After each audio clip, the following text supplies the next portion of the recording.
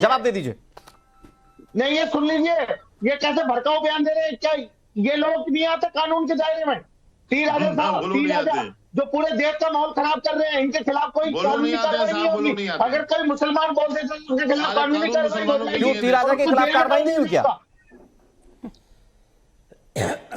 रंगरेज साहब क्या हुई बताइए? मुसलमानों के खिलाफ धर्म संसद बुलाई गई और मुसलमानों को मारने काटने की बात कही। और बीजेपी के मेहरुद्दीन रंगरेज जी, मेहरुद्दीन रंगरेज जी एक मिनट, मेहरुद्दीन रंगरेज जी एक मिनट, मैं मेरा सवाल एक बार सुनिए। ये जो चीजें हो रही हैं, चाहे वो तौकीर रजा कर रहे हो, चाहे वो सलमान अजहरी कर रहे हो, चाहे ओवैसी जी कर रहे हो, ये ऐसा लगता है कि मानो मंदिर के निर्माण के बाद ज्ञानवापी में जो आया फैसला या सर्वे हुआ उसके बाद या फिर 2024 को लेकर, ये सारी चीजें प्लान्ड तरीके से नजर आ रही है जानबूझकर।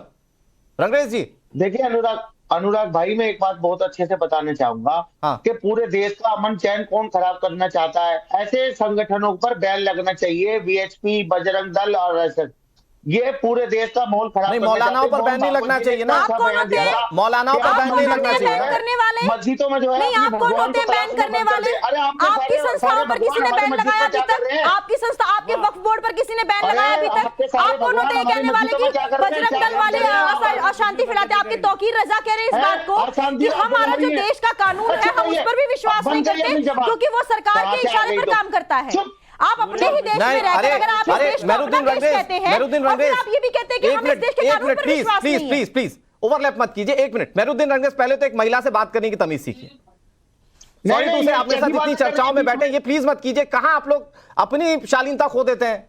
नहीं, वो अपना परिचय दे रहे हो। आप अगर कुछ गलत बोलते हो वो आप अपना परिचय दे रहे हो। दीपा जी मैं आ रहा हूं आपके पास। मेहरुद्दीन रंगरेज कंक्लूड कीजिए अपनी बात को। शिवराज नायर जी के पास जा रहा हूं मैं। मेहरुद्दीन रंगरेज प्लीज। बात करेंगे उतनी आपका प्रमोशन हो जाएगा। आप बोलिए। ठीक है, हमें प्रमोशन लेके कहीं नहीं जाना है ना, हम किसी चीज से जुड़े हैं। हम सनातन के लिए खड़े थे, खड़े हैं और खड़े रहेंगे। शिवराज नायर जी, वीएचपी पर बैन लग जाए, बजरंग दल पर बैन लग जाए, मौलाना खुला बोलते रहे। शिवराज नायर जी। सर तन से जुदा नारा देकर के पूरे विश्व में आतंक फैलाने वालों पर बैन नहीं लगना चाहिए। ये उनको तो कभी विरोध करेंगे नहीं। 4000 किलोमीटर पैलेस्टीन में जहां पर हमास के आतंकियों ने चमगादड़ों और गिद्धों की तरह आकर के निहत्थे लोगों को, औरतें और बच्चों को मार दिया, उनका विरोध नहीं करेंगे। औरतों को नंगी कर करके परेड कराया, उनका विरोध नहीं करेंगे। उन मुल्ला मौलानाओं आतंकियों को ये समर्थन करेंगे। और विश्व हिंदू परिषद, बजरंग दल जो राष्ट्रीय समर्थन है, जो सेवा संस्कार का काम करेंगे, उनको बैन करवाएंगे। ये इनके तरीके हैं। देखिए, ये देश जो चलता है न्याय प्रणाली से चलता है। यहां पर ये देश जुडिशियल प्रोसेस के लिए जाना जाता है। प्रॉब्लम क्या है? ये मदरसों में पढ़ने वाले साइंस, टेक्नोलॉजी और लॉ वगैरह के बारे में इनको कोई जानकारी नहीं है। आपके पास कसाब कराची से आया था, बोट में बैठ करके यहां पे आकर के निहत्तों को मारा, लेकिन उसको भी ट्रायल का मौका दिया। अफजल गुरु ने सबके सामने ऑन एयर निहत्तों और निर्दोषों को मारा, उसको भी ट्रायल का मौका दिया। आज मंदिर का जजमेंट आया, वो कोर्ट के थ्रू आया। ज्ञानवापी कोर्ट के थ्रू आ रहा है। यहाँ पे इनको जुडिशियल और जुडिशियल प्रोसेस, लेकिन सर इस सरकार के शासनकाल में बार-बार बताने की कोशिश होती है कि हम लोग दबे कुछ नहीं। शिवराज नायर जी, नरेंद्र मोदी के शासनकाल में बताने की कोशिश होती है कि देखिए साहब कितने जुल्म हो रहे हैं हम पर। देखिए, विक्टिम कार्ड खेलना बंद करे। भारत में जितना मुस्लिम सुरक्षित है, जितना इंसानों की तरह जी रहा है, उतना कहीं भी नहीं जी रहा है। ये पाकिस्तान बना है, विदेशों में रह रहे मुस्लिम पाकिस्तानियों से पूछिए ये हालत है। लगातार बोलते रहिए, कोई मतलब नहीं है। शिवराज जी मैं आ रहा हूं आपके पास। दीपा शर्मा जी, पूर्वजों का सम्मान करो। ठीक है, तुम्हारे पूर्वज हिंदू थे। ठीक है दीपा शर्मा जी, चाहिए। ठीक है रंगरेज साहब, आज हम बहुत गुस्से में बैठे। रंगरेज साहब थोड़ा सा पानी पीजिए। अरबी नहीं थे। ओके ठीक है रंगरेज साहब, ठीक है प्लीज थोड़ा सा वेट कर लीजिए, थोड़ा सा वेट कर लीजिए। मेहरुद्दीन रंगरेज जी प्लीज थोड़ा सा वेट कर लीजिए, प्लीज। हाँ दीपा शर्मा जी, लेकिन ये जो बयानों की लड़ियां और एक बयानों की लड़ियां, क्या ये 2024 के लिए भी हो सकती है? क्या मुस्लिम वोट बैंक को एक तरफा पोलराइज करने के लिए, नरेंद्र मोदी सरकार का विरोध करने के लिए ये सब कुछ प्लान्ड तरीके से हो रहा है?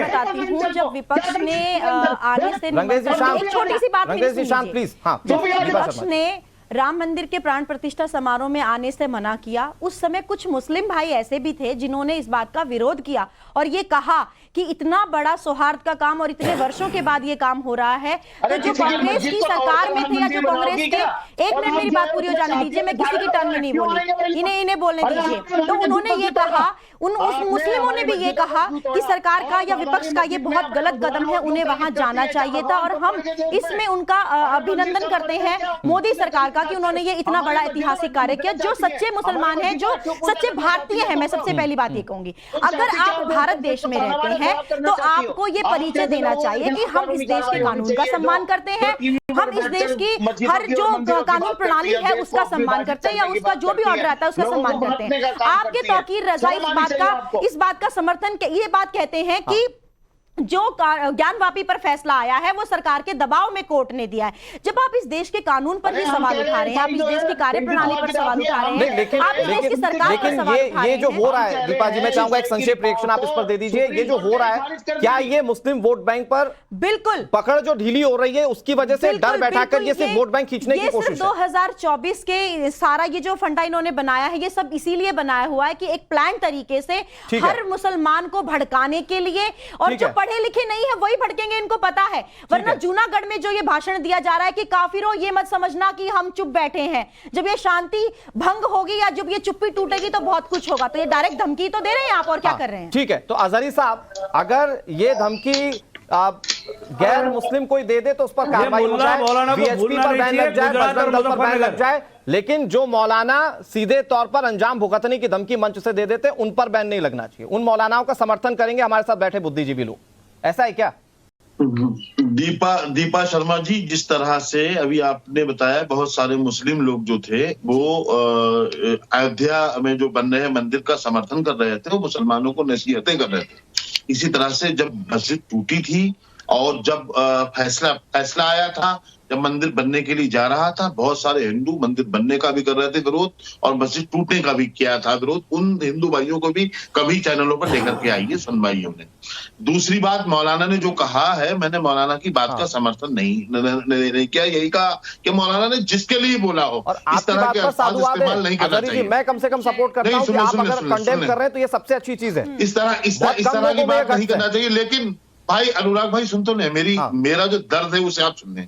मेरा कहने का मतलब यह है कि जिस तरह से मौलाना पर कार्रवाई हुई, मौलाना को उठाया गया, ऐसे ही जो लोग रात और दिन इस्लाम और मुसलमानों पर बोलते हैं, जहर उगलते हैं, त्रिपुरा में रैलियां निकालकर हमारे नबी को गाली दी गई और मस्जिदों में आग लगा दी गई, किसी पर साहब कोई कार्रवाई नहीं हुई। मेरी शिकायत ये है आपसे बार बार, बताइए इस पर कोई बात करना नहीं चाहते। यति सिंह सदन में बोल रहा है, तुम में दमो करो ना करो भाई, यहूदी सदन में बोल रहा है। शिवराज जी कुछ कह रहे थे के बारे में। श्रीराज जी, आपके देवी देवताओं के बारे में किसी मुसलमान ने कुछ ना कहा है ना कोई कहे, चूंकि हम किसी मजहब पर उंगली नहीं उठाते।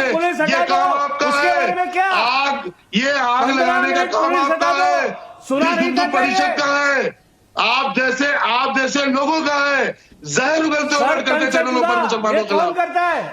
कोई सरतन से जुदा नहीं। आपने जय श्री राम का नारा करके मुसलमानों को ट्रेनों में मारा है, नरेंद्र मोदी योगी का नारा लगा के आपने ट्रेनों में कत्ल किए हैं। ठीक है, क्या आपको याद नहीं है? क्या बात कर रहे हैं आप? ठीक है, एक मिनट, ठीक है, लेकिन अजहरी साहब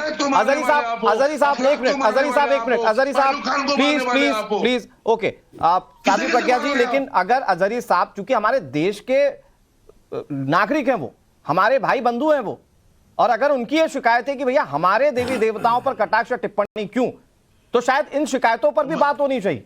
किसने किया? अनुराग जी सुनिए मेरी बात, अजहरी साहब बीच में मत बोलिए प्लीज, आपके बीच में कोई नहीं बोल रहा, आप बोलने दीजिए। सुनिए बात अनुराग जी, हमारे देवी देवताओं पर खुलकर टिप्पणी होती है, सही तो कह रहे हैं श्रीराज जी। अरे आप वो दिन भूल गए जब सलमान चिश्ती ने क्या बोला था अजमेर शरीफ के, उनके पूरे खानदान ने क्या बोला था हमारे देवी देवताओं पर, हमारे वराह अवतार का अपमान किया उन लोगों ने, वो दिन कैसे भूल सकते हैं? सर तन से जुदा कर दिया कन्हैया कुमार का, जो 22 जनवरी को प्राण प्रतिष्ठा हुई है, राम लल्ला विराजमान हुए 500 सालों के लंबे संघर्ष के बाद, उस दिन को इन लोगों ने काला दिन का है भारतीय इतिहास में। में। ये लोग बात करते हैं सौहार्द और सद्भावना की और आस्था की। इनकी सबसे बड़ी प्रॉब्लम पता है क्या है? राम मंदिर बन गया, इनके अंदर कुंठाएं हैं। देश एक संवेदनशील माहौल से गुजर रहा है और अब ज्ञानवापी भी बनेगा इनकी आंखों के सामने। इनको तो बड़ा दिल दिखाना चाहिए और हमें सौंप देना। सुनिए सुनिए, काशी भी लेंगे और मथुरा भी लेंगे। ये हमारी भूमि है, ये हिंदू भूमि है। अगर इन तरीके के बयान बोलना बंद नहीं करेंगे तो ठीक है,